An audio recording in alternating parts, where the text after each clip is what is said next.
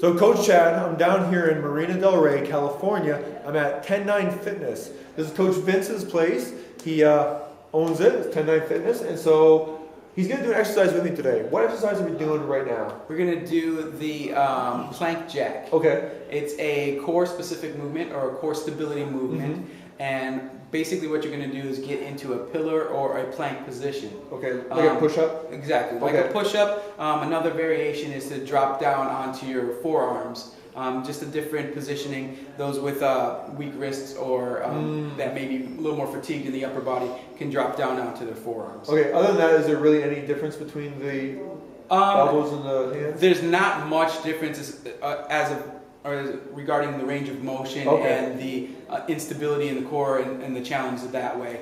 So it's all arm stability strength. Right, exactly. Okay, excellent. So what we're going to do is get into that push-up position. You really stabilize your core through your shoulders, hips, and legs. Okay. Then once you've gotten that position, you then go into a jack or a kick out where you kick your legs out laterally.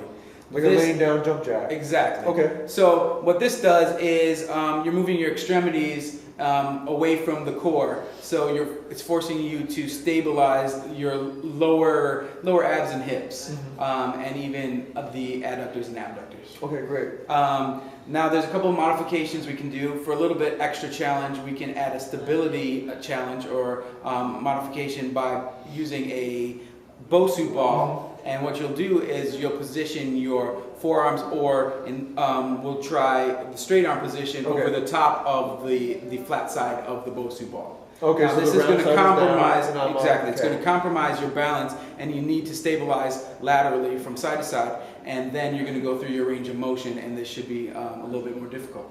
Excellent, excellent. What about any easier modifications? Right. To scale down, what you can do is go into that same pillar position, and then instead of jumping both legs out at the same time, you can stabilize one foot and kick it out to the side, then come back to the center and kick out the other one. Okay. Now this is going to be a little bit less impact, and for those who may not be in this great cardio condition, they can still get the benefit of the exercise. All right, good. Yeah, this sounds like a great exercise when it comes to stability, core, and conditioning when it gets down to high repetitions. Exactly. Perfect. Okay, good. Well, we're about to get started, so see you in it.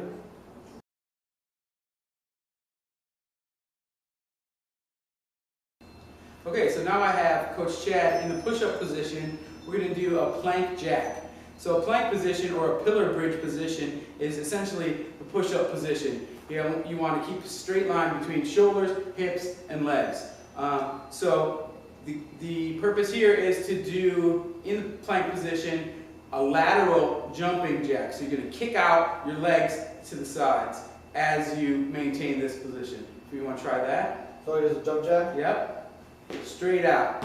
So now you're keeping your hips level the whole time. This is engaging the core and then moving the extremities away from the core, having to use your stability then. Alright, so my belly went to the spine.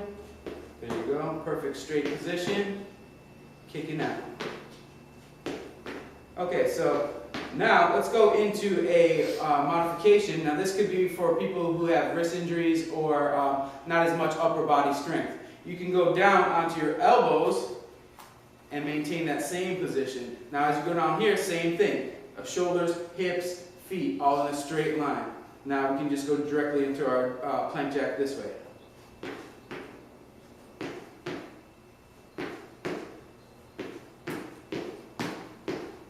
There we go. So let's go into a modification. You can come up to your knees here. So the modification here is to add a stability challenge and add the bsUSA. We're going to go back up to the arms or onto the hands position, and he's going to grasp both sides of the bsUSA and go into his push-up position. This is now providing stability challenge laterally, and now he's going to do his jack side to side. Here we go.